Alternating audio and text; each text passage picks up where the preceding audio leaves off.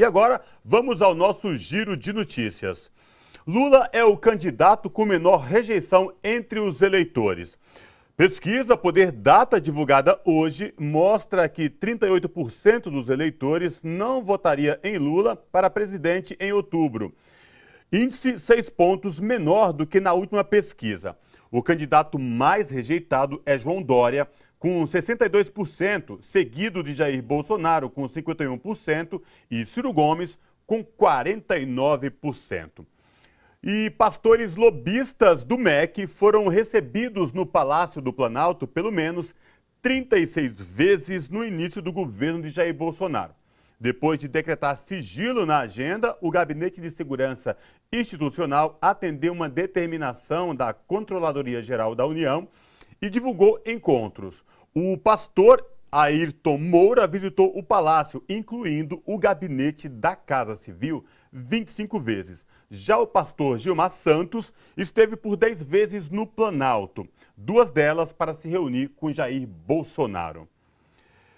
E em pleno feriado, concessionária fecha trecho de 121 quilômetros da rodovia dos Bandeirantes para a motociata de Jair Bolsonaro. Isso mesmo, viu? Em nota, a Autoban avisa que a pista sentido interior entre São Paulo e Santa Bárbara do Oeste foi interditada pela Polícia Militar Rodoviária a partir das 8 horas desta manhã, em função do evento com os motociclistas. A interdição começou, aliás, no quilômetro 13 da Marginal Tietê e vai até o quilômetro 134, trecho percorrido pelo comboio de motocicletas. A previsão aí, segundo a nota da Polícia Rodoviária Militar, era que a rodovia estivesse totalmente liberada a partir de agora, viu? 3 horas da tarde. Vamos aguardar aí, no decorrer do programa, a gente conversa mais sobre essa questão. E a motociata de Jair Bolsonaro vai custar R$ 1 milhão aos cofres públicos. A informação é da Secretaria de Segurança Pública do Estado de São Paulo. O valor será gasto em drones, viaturas terrestres e aéreas. Um efetivo de mais de 1.900 policiais militares será empregado na operação ao longo de todo o percurso para proteger, segundo diz a nota, as pessoas, preservar patrimônios e garantir o direito de ir e vir, diz aí a nota da Polícia Rodoviária e da Secretaria de Segurança Pública do Estado de São Paulo. E, gente, olha essa notícia, viu? Garimpeiros invadem a aldeia Chipaia, em Altamira, no Pará. A cacica Juma Chipaia denunciou a invasão e pediu socorro em um vídeo postado nas redes sociais. Vamos acompanhar. Com armas, então a gente pede ajuda para os órgãos competentes, porque se trata de a gente está no meio de um feriado. Eu já fiz contato com a FUNAI local, com o Ministério Público local, mas estamos com muito medo. E pedimos ajuda e nos ajudem a divulgar que as Forças Armadas, que a Polícia Federal chegue no território, que possam nos ajudar. Porque é agora, não é amanhã, não é depois, agora estão destruindo o nosso território, estão com máquinas pesadas.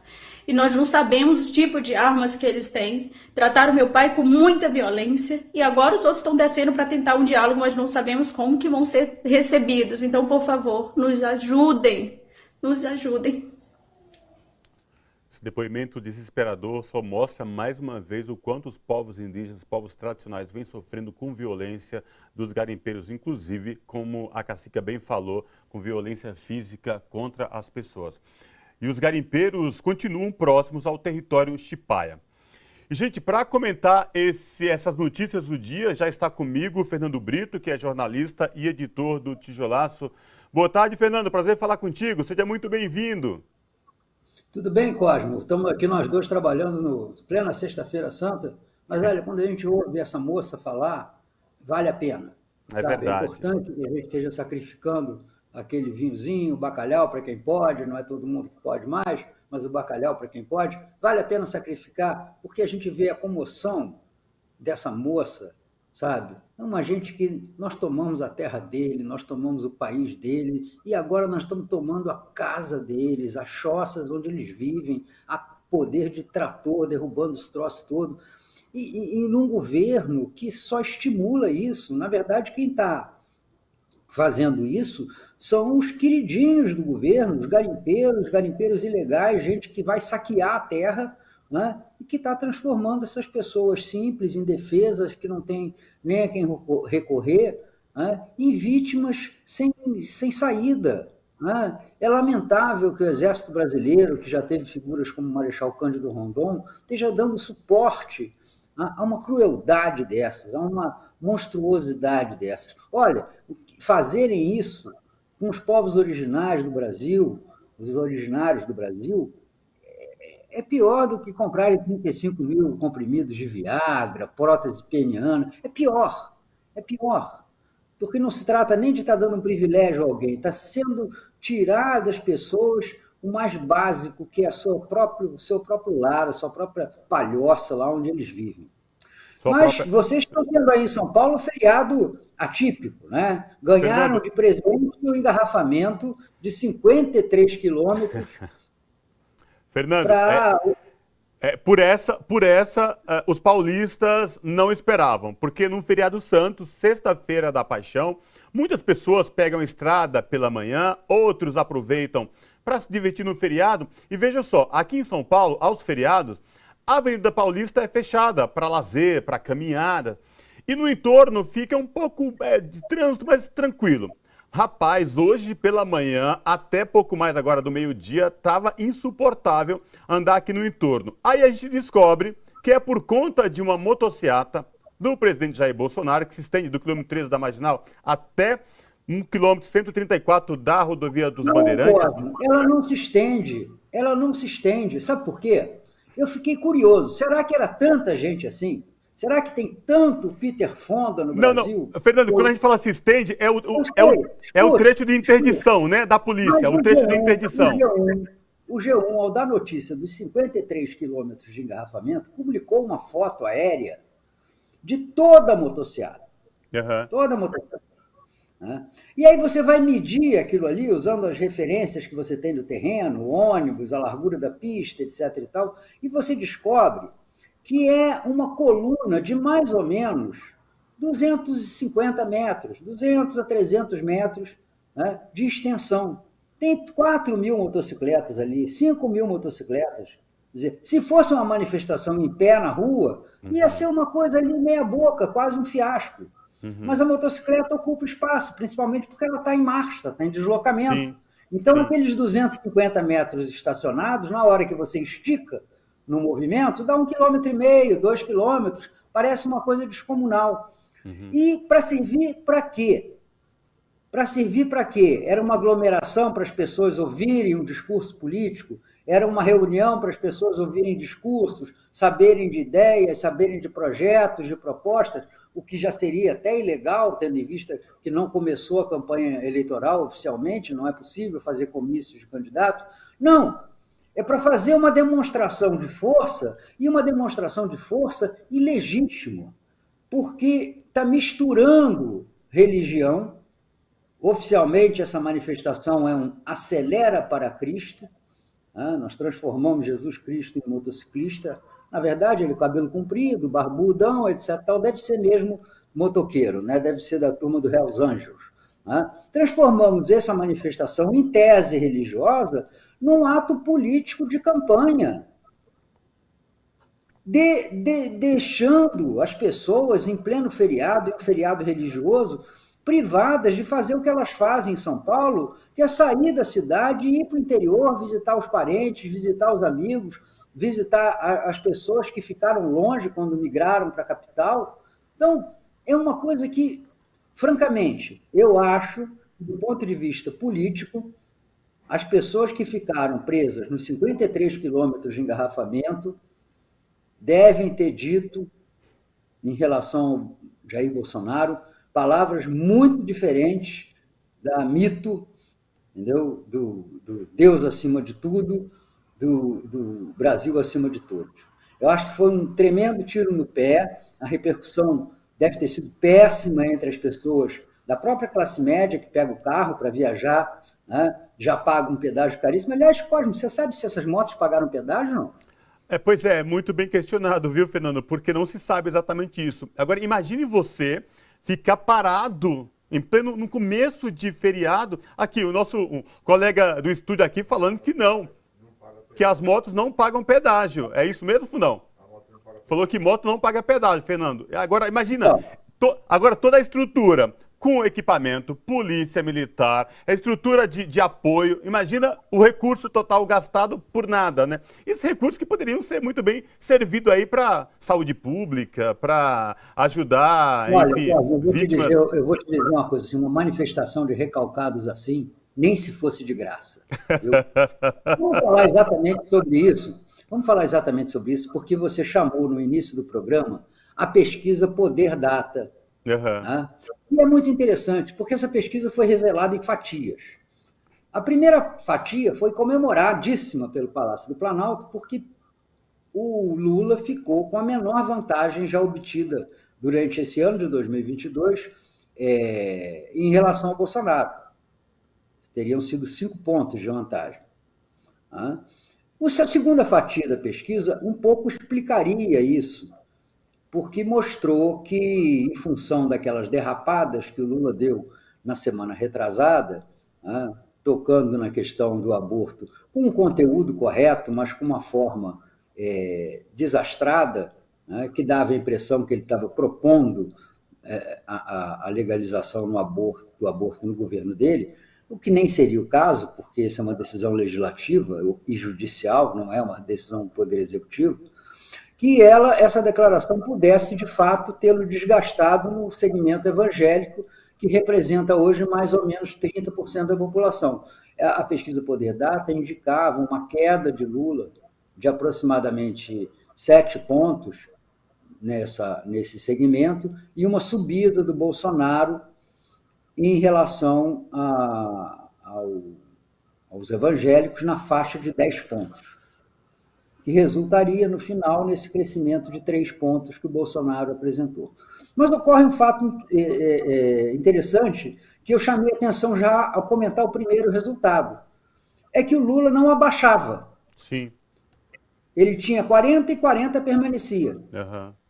Então, aquela eventual perda no segmento evangélico, se é que existiu, teria sido compensada por um crescimento no restante, para que, no final das contas, os 40 permanecessem iguais nas 2 rodadas de pesquisa. Eu acho que esse quadro começou a ser esclarecido ontem e hoje, quando se revelaram 2 outros segmentos da pesquisa. Sim, o primeiro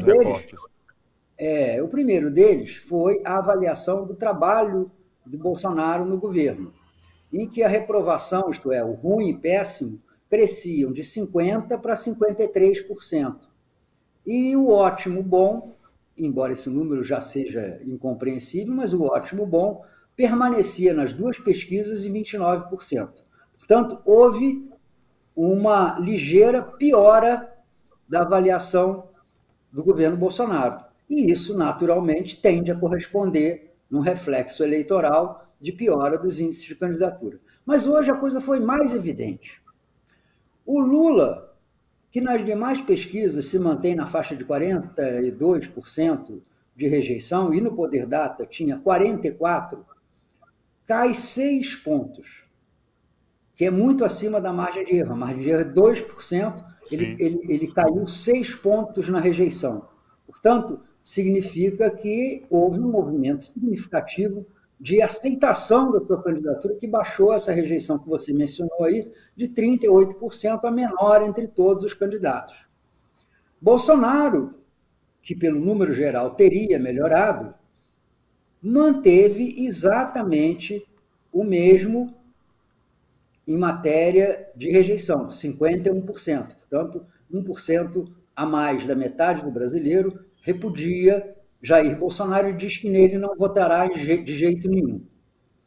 Os outros candidatos, a gente vai ver nesse quadro que vocês estão mostrando aí, os outros candidatos, eles não têm praticamente nada a disputar. Você vê, se você somar os 44% que dizem que só votariam no Lula, com os 32% que dizem que só votariam no Bolsonaro, nós temos 76%. Põe aí uma margem de 10% que votam nulo, votam branco, não comparecem para votar, e essa é a abstenção real, não é aquela abstenção que aparece de 20%, que aquilo são os registros de cartório, de gente que morre, que muda do país e que deixa de ser obrigado a votar, que acaba aparecendo, mas é 10%, 10%, 12% o total de eleitores que se omitem nas eleições. Portanto, você tem 76 mais 10 é 86. Sobraram 14% dos votos a serem definidos, que é mais ou menos o poderia votar no Bolsonaro ou poderia votar no Lula. Respectivamente, 13% para o Bolsonaro, 15% para o Lula. Então, é isso só que está em disputa.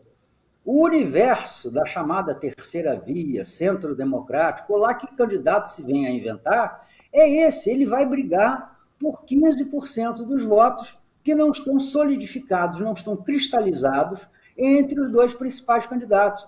Essa eleição polarizada, ela passa a ser uma disputa não só entre a preferência do eleitor pelo candidato A ou pelo candidato B, mas, sobretudo, uma disputa entre a rejeição entre os eleitores do candidato A e do candidato B. Eu voto no B porque detesto o A, eu voto no A porque detesto o B. Não tem muito jeito para isso. E se eu detesto os dois, aí sim eu vou procurar ou anular meu voto, ou deixar em branco, ou encontrar um candidato desses que está aí para cumprir tabela. Como é o caso do Ciro, que nessa pesquisa... Oi. E lembrando, nisso que você tocou, né, nesse ponto de rejeição, que ainda não foi computado todas essas 2 últimas semanas, imagino, não sei se você vai pensar da mesma forma, dessas várias denúncias suspeitas de corrupção no governo como um todo, né? Porque aí nós temos Ministério da Educação, desvio de verba do Ministério da Educação, aquelas denúncias lá da saúde, mas agora com outras questões mais envolvendo Forças Armadas, compra de Viagra, enfim, tudo isso que pode juntar nesse bojo e aumentar ainda mais, né? Não, eu não acho, Gordon. Eu acho que isso aí pode influir nos 15%, 14%, 15% que ainda não definiram o seu voto.